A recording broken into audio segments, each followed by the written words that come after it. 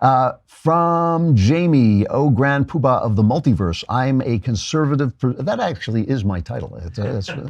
I'm a conservative pursuing a PhD in philosophy with the eventual goal of going into academia. From what I can tell, part of the difficulty in hiring conservatives in academic fields like philosophy, English, and music is that, in my experience, most conservatives simply don't value the humanities.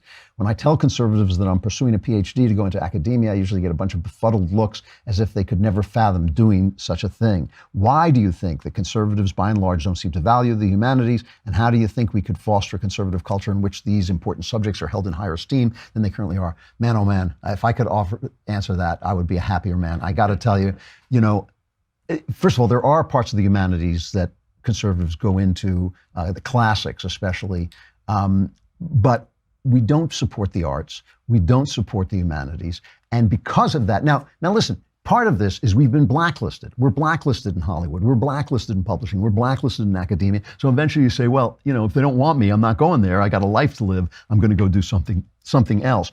But the rank and file, the thing about conservatives are the most intelligent people in the country and the simplest people in the country, right? The smartest people in the country are all conservatives. If you don't believe me, read the op-ed of the New York Times to see how stupid these people are. And then simple people are conservatives because they got a lot of common sense and they've got a lot of lived experience. So they are conservatives too. And they don't care as much about the arts. And the people who are at the upper level just kind of go along to get along.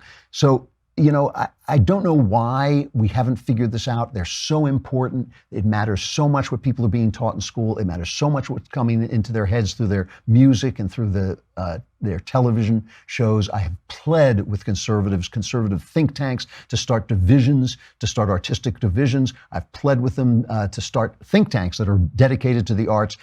They look at me, my joke is always that they look at me the way my wife looks at me when I explain to her that even when you buy something on sale, it still costs money. Because when I say that to my wife, she looks at me like, you're very cute, but I have no idea what you're talking about. That's the way conservatives look at me when I tell them they should be involved in the arts.